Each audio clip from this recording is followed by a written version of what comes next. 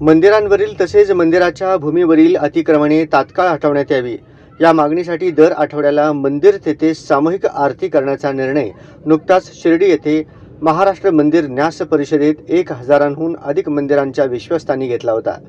त्याप्रमाणे या अनुषंगाने 31 डिसेंबर 2024 या दिवशी पंढरपूर येथील संत नामदेव महाराज पायरी या ठिकाणी सामूहिक आरती मोठ्या उत्साहाने आणि भावपूर्ण वातावरणात मान्यवरांच्या उपस्थितीत करण्यात आली, अशी माहिती मंदिर महासंघाचे सदस्य श्री विनोद रसाळ यांनी दिली आहे। यावेळी पंढरपूर येथील वारकरी संप्रदाय पाईक संघाचे संस्थापक हरिभक्त परायण देवव्रत राणा महाराज वास्कर आणि राष्ट्रीय प्रवक्ते हरिभक्त परायण रामकृष्ण हनुमंत महाराज वीर तसेच हरिभक्त परायण श्याम महाराज उखळीकर, हरिभक्त परायण चवरे महाराज, हरिभक्त परायण रघु महाराज कबीर, हरिभक्त परायण नागेश महाराज बागडे, दर्शन महाराज बडवे, बाबासाहेब बडवे, महेश खिस्ते, सौरभ थिटे, वैभव बडवे, बाळासाहेब ढिंगरे, महेशाचार्य उत्पात यांच्यासह मोठ्या संख्येने विविध मंदिरांचे विश्वस्त, वारकरी मंडळी आणि भाविक उपस्थित होते। 24 आणि 25 डिसेंबर 2024ला श्री साई पालखी निवारा निमगाव शिर्डी येथे झालेल्या तृतीय महाराष्ट्र मंदिर न्यास परिषदेत महाराष्ट्रभरातून 875हून अधिक निमंत्रित मंदिरांचे विश्वस्त, प्रतिनिधी, पुरोहित, मंदिरांच्या रक्षणासाठी लढा देणारे अधिवक्ते तथा मंदिर अभ्यासक सहभागी झाले होते।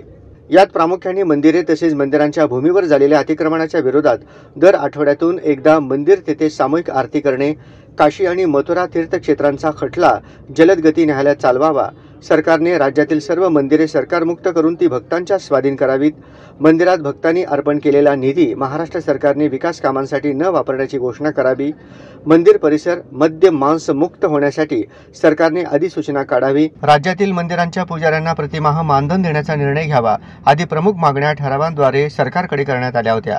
या मागण्या सरकारने तात्काळ पूर्ण कराव्यात, अशी मागणी मंदिर महासंघाचे श्री विनोद रसाळ आणि हिंदू जनजागृती समितीचे श्री राजन बुणगे यांनी केली आहे। आज पांडुरंगाच्या चरणी सामूहिक आरती केली।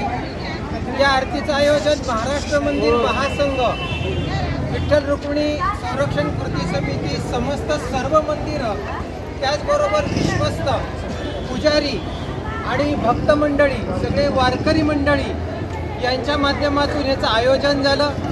आणि याचबरोबर हे आयोजन करण्याचा उद्देश असा आहे की शासन अधिकृत सर्व मंदिर आणि जे अधिकृत झालेली नाही अशा सर्वच मंदिरांच्या बद्दल मंदिरं ही भक्ती आणि शक्तीची केंद्र आहेत, परंतु ही केंद्र भक्ती आणि शक्तीची आहेत असं सरकारला जाण नाही। इथून पुढे भक्ती आणि शक्तीची जाण मंदिराच्या माध्यमातून होणार आहे। आज या मंदिरांमध्ये अपप्रचार चालू आहेत आणि त्याचबरोबर भ्रष्टाचार चालू आहे, पावित्र्याचा भंग होतो, मनमानी कारभार सुरू आहे। याच्या माध्यमातून याला लढा देण्यासाठी आम्ही सामोपचाराने आणि भक्तीच्या मार्गाने आरती सुरू केलेली आहे, पण इथंच थांबणार नाहीये। पुढं प्रदर्शन हे शक्तीचं राहणार आहे आणि त्यासाठी मंदिर समिती आणि सरकारने तयार व्हावं असं मी या ठिकाणी सर्वांना आवाहन करीत आहे। हे आम्ही येत्या 1.5 ते 2 महिन्यामध्ये याच्याबद्दलचं नियोजन करून सांगणार आहोत। आरती कधी असणार? पुढची आरती 16 जानेवारी सोमवारी या दिवशी संध्याकाळी 8 वाजता असणार आहे प्रतिपदी।